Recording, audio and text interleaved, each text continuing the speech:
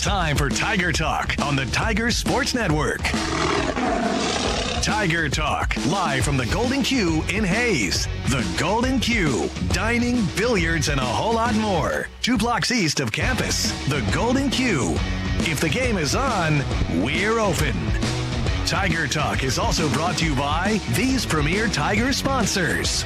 Golden Belt Bank of Hayes and Alice, banking one story at a time. The Hayes Med Orthopedic Institute, expertise, technology, and compassion, all right here. Adams Brown, strategic allies and CPAs.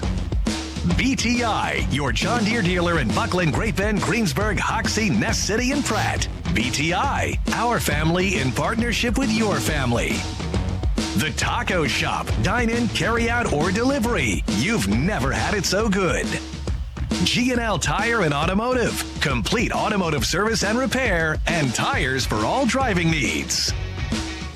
And a good Monday afternoon, and welcome back to Tiger Talk here on KAYS. Good to have you with us. It's our first softball, baseball Tiger Talk of the season. We'll be joined by head softball coach Adrian Pilkington and Tiger head baseball coach Jared Goodale a little bit later on in the program. We're again live at the Golden Q. We'd love to have you come on out and join us for lunch. They've got their Monday burger, the grilled cheeseburger. That's always the Monday special. Of course, the burger of the month. They've got their drink specials and a whole lot more. And, of course, lots of basketball. Even got some spring training baseball on. So the Golden Q, of course, if the game's on, they're open just 2 blocks east of campus. And good to be back after a few weeks off for some postseason basketball. We had hoped to be in Alabama today, in fact, for the Elite Eight. Didn't happen that way. So we are glad to have a little softball and baseball Tiger Talk with you here from the Golden Q. Tiger softball coming off a doubleheader sweep yesterday, a non-conference doubleheader with Bethany College. And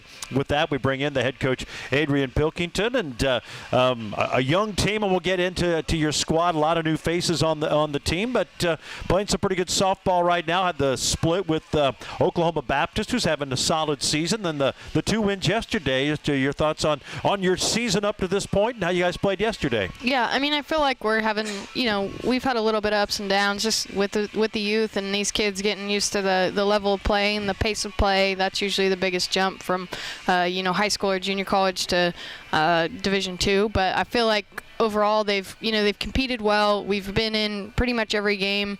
I think our freshmen have had a few mistakes that have bit them along the way, but those are just the growing pains that you get to kind of work through when you have a young team. Well, and you look at, you started 2-7, you're 11-8 sets, but even sooner than that, you've won 7 of the last 11, and kind of speaking to that youth, I mean, like anything, you got to figure it out, and you always hear about the speed of the game is different, and I'm sure for some it's still very fast, but maybe starting to see some of those signs of that youth figuring it out a little bit, and you've been able to see it in the results in the win and loss column. Yeah, I think we, even though we started out and we were a little bit lopsided in that win-loss column, I felt like we were still playing decent ball. We just kind of weren't putting it all together, and I feel like our bats are finally starting to come around the way that we need them to, and we're doing a little bit better job of just playing pitch to pitch, inning to inning, and understanding too, we talk about with the kids, you're coming out of travel ball and you're playing 4 or 5 inning games, and now you're here, you're playing 7 inning games, so they got to understand that concept of completing the game, playing a full 7. And I imagine a lot too, and we talk about it, baseball, softball. I mean, it's a sport built on failure, and just letting what happens move on, and you move because everybody faces it, and just move on to the next pitch, whatever the case may be, get the next out, and I'm sure there's a little bit of that involved, especially with younger kids. Yeah, I think sometimes they just tend to get a little bit overwhelmed in the moment, so it's just kind of finding ways to calm their nerves in some of those pressure situations, and we've been able to do that, and especially defensively, we've come up with some pretty good plays out there from our young kids, so I think the more comfortable they get with both facets of the game, the more we're going to see them flourish. It's kind of funny. got you looking over the roster before the program and knew you were a young team. We knew that's going to be the case. And then you actually go through and figure it out. 14 freshmen, one of them's a redshirt, couple of sophomores, 1 junior, 3 seniors. I mean, you've taken this youth thing to the extreme. Yeah, I think COVID kind of worked backwards for us. I think we've signed some good kids and we've compiled some good talent because of it. But with graduating, we had 13 kids that we honored on senior day last year, just because those kids didn't have schooling left and they had to kind of move on with their lives. So we just had to build from the bottom again. But good pieces in place. I think we, signed some good kids. We landed a couple of transfers at semester that are, solid players for us. So just building on that and give them a couple years. They're really going to be fun to watch. COVID obviously had an effect on the field, but with extra years given and just the way things went, I mean, we've talked about it with other coaches, has created challenges. Some have been beneficial, some have been good, some have been negative, and just maybe just address some of the challenges it brought, mainly just on the recruiting side, and not always knowing who's back. They may have another year and deciding to use it or not. Yeah, it kind of hurt us because we just were looking to bring in some junior college, arms especially.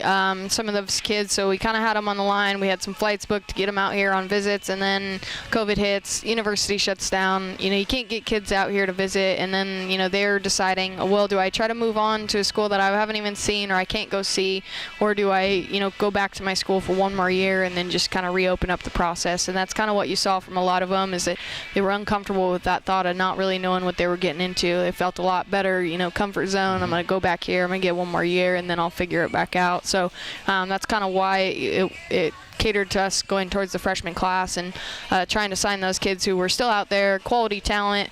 Maybe we have a couple that had some other opportunities that kind of fell apart for them because schools brought back senior pitchers or senior shortstops or whatever. So we reaped the benefit a little bit there, but it just left those freshmen open and looking and needing to find a home. So that's kind of how we ended up with 14 of them. Well, we'll talk about some of those 14. Coach mentioned pitching. We'll obviously talk about that here as we move along. Always such a key aspect in the game of softball. Again, we're live at the Golden Q. Tiger Talk presented today by G&L Tire and Automotive. Reminding you, before you hit the road, stop by G&L. They've got tires for all driving needs and budgets, along with complete automotive service and repair. G&L Tire and Automotive. They're on the bricks in downtown Hayes. We'll take our first break. More with softball coach Adrian Pilkington after this on the Tiger Sports Network, built by Paul Wurtenberger Construction.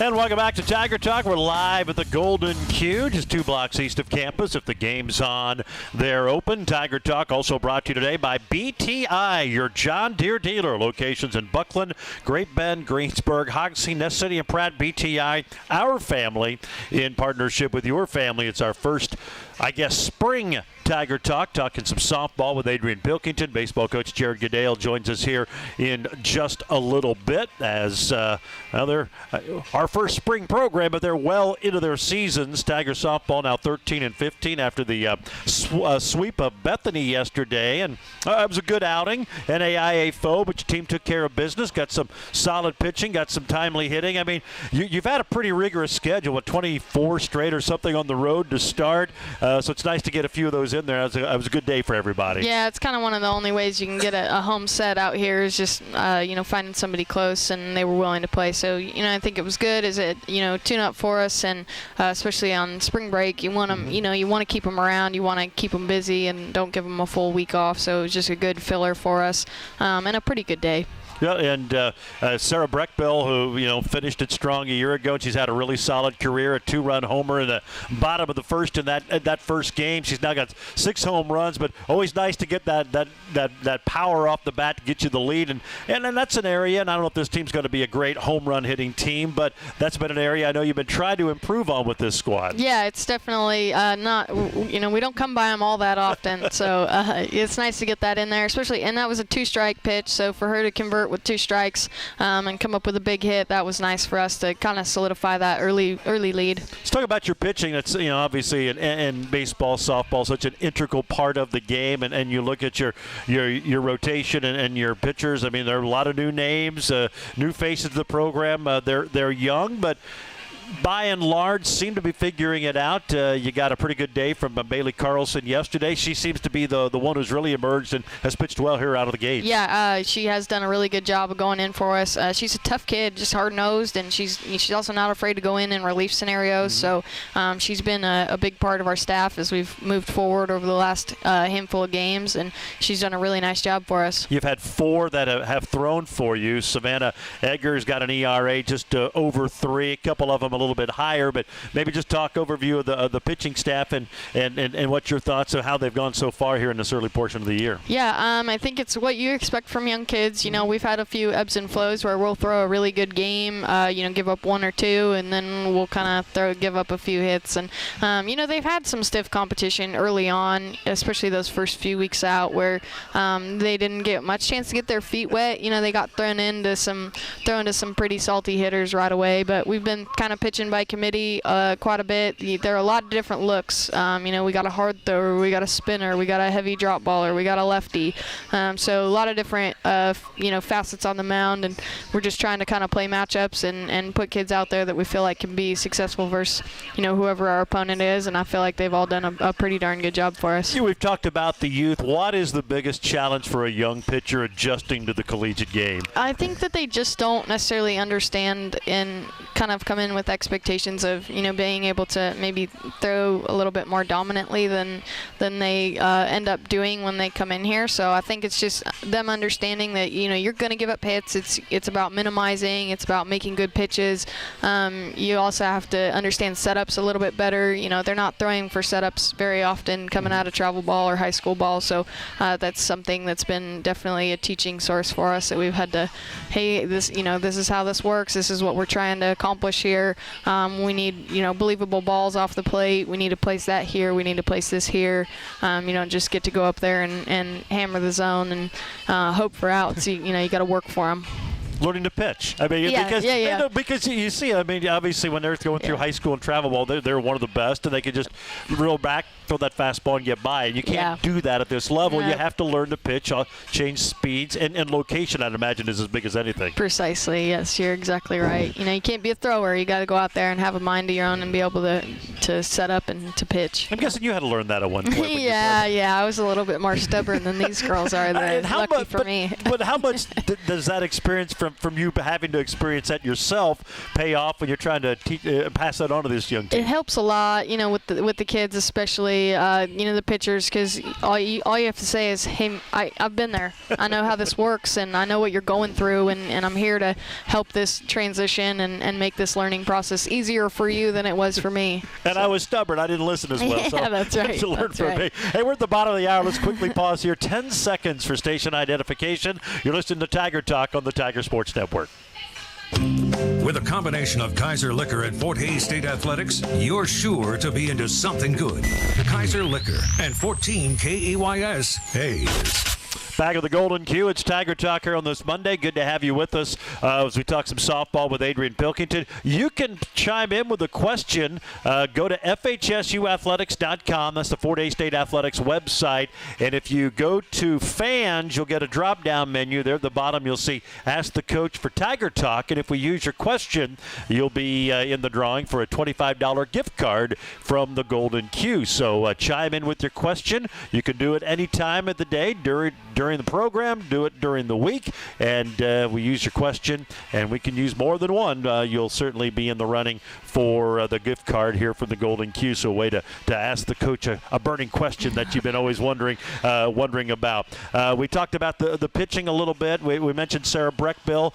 She had the home run yesterday. You've got 4 hitting over 300 so far this year. Been happy with the offense. It seems like there's been moments you've been really, really good at the plate. Yeah. It's just taking a little bit of time for it to come around, which is not abnormal. I mean, you get the kids out there, and you got to. Sometimes it takes 40, 50 at bats to get them, comfortable and confident up there. But we have a few kids that have really stepped up and started doing a great job for us. 18 home runs on the year, and I guess you compare it, it's one less than your opponents.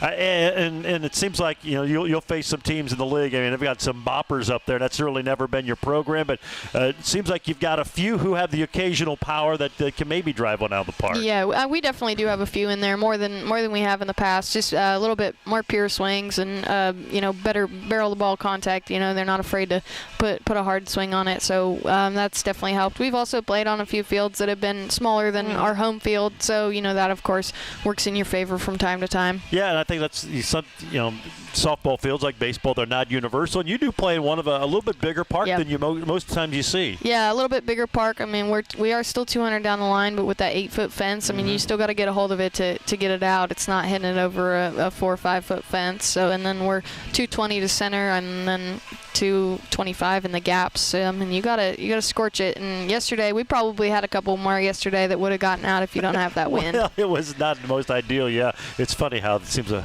blows in on days like that. Only game day. Yeah, exactly. And you got to be excited. The turf eventually coming to Tiger Stadium. That's gonna. I mean, that ballpark has just evolved. It's become the trees growing now. Just a great setting and a great facility, and that'll be a great enhancement for everybody. Yeah, absolutely. We're definitely excited. Of course, to not do field work, but it's like you said, we've got really good guts out there, and we've got such a good base. So to be able to improve it and enhance it in that form, that's going to make a big difference for us. I wasn't going to go there, but yeah, the coaches end up doing a lot of that field work, so that will be nice. The pre and post game field work will be minimized. We're live from the Golden Q. Tiger Talk brought to you by Golden Bell Bank, here to make every story shine brighter. It's the way they do banking, one story at a time. You can check them out at goldenbellbank.com. We'll take another break, one more segment with Coach Pilkington as we talk Tiger softball here on the Tiger Sports Network, built by Paul Wurtenberger Construction. Fact: 8th Street Liquor is where good times start. Next fact: 8th Street Liquor has the best selection and prices on beer, liquor, and wine. Okay, I don't want to bore you with all the facts, but the fact of the matter is, you just can't get better than 8th Street Liquor.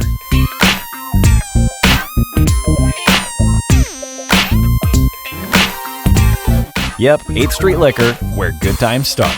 That's the fact. Jack? Oh yes, they have plenty of Jack too.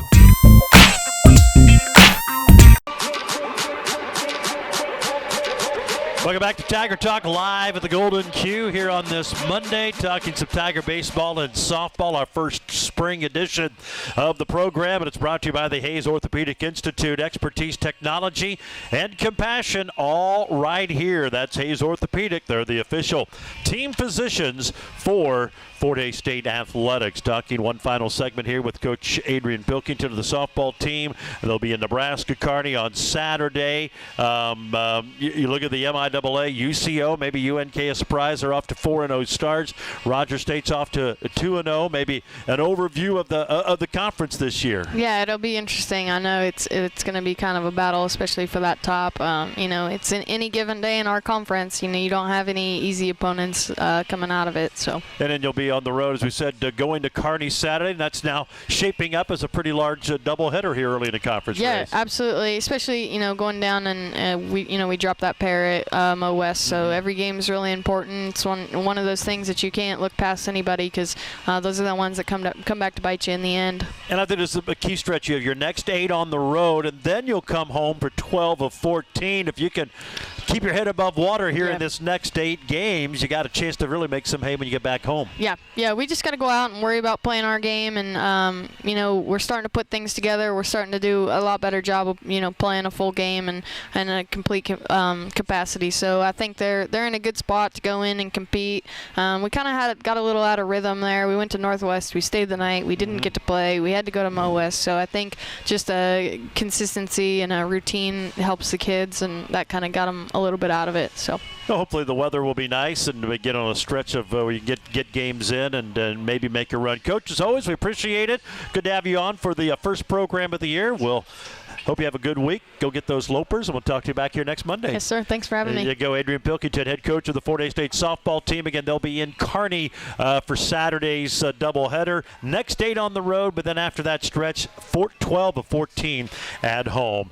Tiger Talk brought to you by Adams Brown, where they do more than just run numbers and file tax returns. They work hard to become strategic allies. Adams Brown, strategic allies, and CPAs. We'll take a break. Baseball coach Jared Goodale joins us after this time out on the Tiger Sports Network, built by Paul Wertenberger Construction.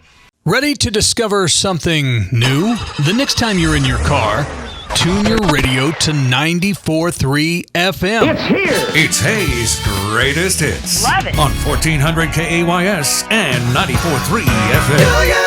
Do you believe in love stories? Well, 94.3 FM, KAYS. Go ahead, check us out.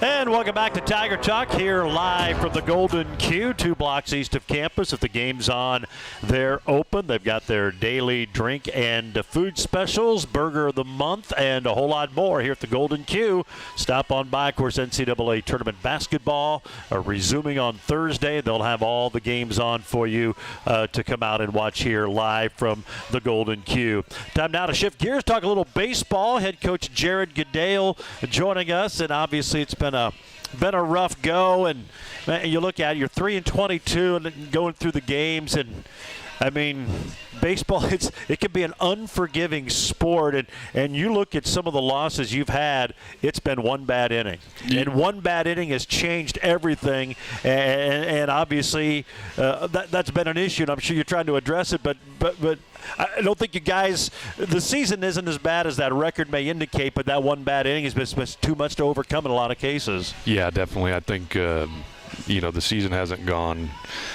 according to any, I don't think anybody would have thought on our team anyways that we'd be at this point, and yet here we are, and it has been. It's been one thing, one little thing, every game it feels like on a lot of those losses or quite a few of them anyways, that we're just not getting it done in winning time, and it's been frustrating.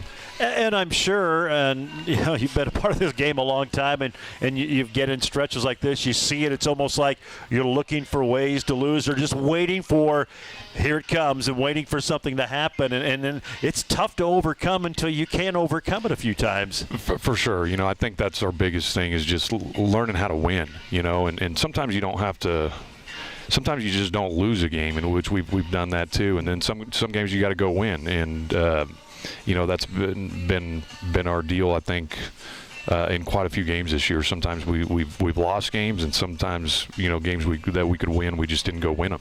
And some of these, you look, it might be a lopsided score, and you look, okay, you won 8 of 9 innings, and you can go that a lot. And like some of these early conference series, and even this weekend's a good example of that. You get swept by UCO, and a legit chance to win 1, but really a legit chance to win 2. And you've had that really in most of your conference series up to this point. Yeah, you look at our first conference series at Washburn. We felt like we should have at least won 1 of those games, but probably 2 of them. We pitched good enough to win 2 of those games, and then we get at home at Emporia, and we had a chance to win a series with a 2-run lead in the 9th on the last game, and give that up, and then Rogers, and then this weekend as well. So we think there's probably about 4, at least 4, maybe 5 games in conference so far this year that we found a way to lose or just didn't get it done, and you win those 4 or 5 games, and you're sitting in 7th or 8th place in conference and feeling a little bit better about yourself. And like you said, you get to a point where guys are kind of, you're kind of having to hold on. You're waiting for something bad to happen, and that's one of those things that's just a difficult stretch if you get into that stretch in a baseball season to come out of it. How do you go about that? I mean, I know kids got to go out there and they got to play the game, but as a coaching staff, what can you do to try to turn that around and I guess break that mind frame? Yeah, that's a good question. We're trying to figure that out, and you just try to keep preaching to them to keep scoring. We've had a few games that we've given up the lead but had a chance to maybe extend the lead and it's aluminum bats and it's college baseball, and it can be, we haven't had somebody really step up to finish games on a consistent basis, and so until you get to that point, you just got to keep adding the leads and try to build as big of a lead as you can, and or just not get behind too. And that's been another big problem. Like you said, that one inning, it feels like on the mound that's we've had a hard time getting off the field with 2 outs. That's been a big deal for us this year, and and then it starts getting in your head too as a pitching staff, and that's what leads to those big innings. And you can go back in a lot of these games and you look at one inning and it's the difference in the game. Well, but you mentioned, and it seems like getting off with 2 outs, it's been maybe an untimely error, maybe it was you walk a guy when you were ahead in the count. It seems like it's been different things, but boy, excuse me, that they become big things. And as you said, it's just amazing how those things can snowball if you just find a way to get that maybe that 1, 2, 3 inning when you should have had it. Changes the whole outlook of the game. For sure, and that comes down to somebody stepping up, a guy ending it, a guy on the mound or a guy or two, and then, same thing offensively, having a guy, sometimes one or two other guys that if they can, get some of those big 2-out hits and it gets contagious. Yeah, we've seen a few times where, I mean, you maybe got a run, you have second and third, 2 outs, and it seems like the other team's getting that big 2-out hit to either get them a little more separation, or you're not able to get it to where you get that hit, now you got a tie game and it's game on here. Yeah, and teams are giving themselves a chance, and that's one thing offensively we haven't done. Strikeouts have plagued us this year, and it's those are contagious too, and you're just not giving yourself a chance when you're striking out that many times. And other teams have done a good job, and we don't really necessarily have power stuff guys, a lot of them, and so when you can't, you're not striking other teams out, any ball in play can be an adventure sometimes, with spring weather and wind and just different things like that, and we got to just make better pitches at times. Well, and I guess I'm sure go over some of the pitchers, and you got a lot of guys back, and maybe that's been frustrating because you saw some guys kind of maybe turn a corner last year, and it just hasn't translated so far this year, which gives you hope that they can find that stuff. You got a chance to get a little bit of run here. Yeah, for sure. And on the back end, like Jacob Benz, that's one guy we really need to get going, and he had been so good for us his first couple years finishing games, and it just hasn't been there yet this year. He last week against Newman, we had a good lead, but he finished the game, for us and got a victory. So that was hopefully sometimes it just takes that one time to do it, and then it can snowball. Sammy Sanchez, a guy 2-3, and it was pitcher of the week in the MIAA a few weeks ago, but it's kind of been up and down for him. It looks like he's been throwing the ball really well all season until. After the pitcher of the week at Rogers, he didn't pitch real well at Rogers, but he still gave us a little bit of a chance. He still got 4 or 5 innings out of him, and this last start at UCO, I mean, that was about the last thing I was expecting on that game on game one, and giving up 5 runs in the second inning, and it just didn't look right. Like his arm didn't look right. I was kind of worried that he might be hurt, but it was arm's good. It's his toe, I guess. So it's been, at least it just looked dead. Like he said, he didn't have the normal bite to his breaking ball and his fastball, and he wasn't able to push off, I guess, real well, and so at least it's not an arm thing. But he's been one guy that's been really consistent for us, and then to not have that this weekend it kind of hurt. Turning into a bullpen game on the first game of a series. Well, and that's tough to do. I mean, you got 3 games and 3 9-inning games, and you have to go to them too early, and so it feels like you're playing catch up the rest of the weekend. Yeah, the whole series. Well, the first 2 games, anyways. You're right. And especially we had a freshman catcher in there making his second start, who's been swinging the bat really well, and he's just, he's getting used to the speed of the college game, which can be tough, and they ran all over. But our relievers didn't really do a good job holding runners either. But it's just been a combination of a lot of things.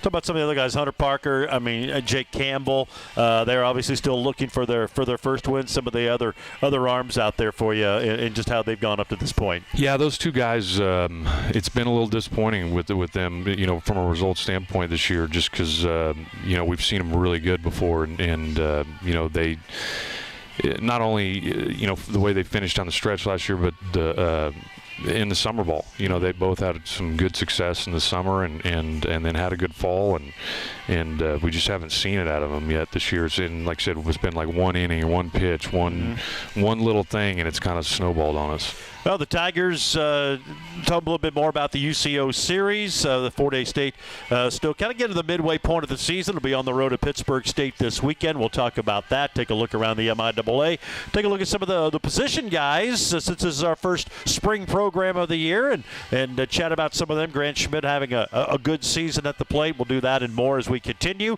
Tiger Talk is brought to you by The Taco Shop. They've got unique flavor at low prices, and, of course, you can download their app for their full menu and check out their delivery options. Whether you call it in, get it to go, or have it delivered, it's The Taco Shop. You've never had it so good. Back with more from the Golden Q. It's Tiger Talk on the Tiger Sports Network, built by Paul Wurtenberger Construction. That was another legend on 99 KZ Country. And yes, before that we had a brand new artist. Your home for today's stars and the legends. We play real country. I'm Teresa Trapp. Weather, news, sports, it's all here. We're on Facebook, and there is a listen live link at hayespost.com. Dial us in on your radio at 99.5 FM.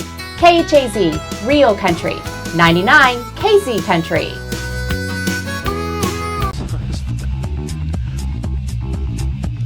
Welcome back to Tiger Talk here on this Monday, our final segment with baseball coach Jared Goodale. Again, you can chime in with a question. All you have to do is go to the FHSU Athletics website, FHSUathletics.com. Pretty simple. Go to fans. You'll get a drop-down menu. There on the bottom, you'll see Ask the Coach and Tiger Talk. Submit your question, and if we use it, you'll be in the running for a $25 gift card here from the Golden Q. So a great incentive to send in your question, anything you want to ask. And you can do it anytime you want, and then we'll pull them out on Monday and ask the coach, and certainly give you a chance to win. We asked Coach Pilkington about this with COVID.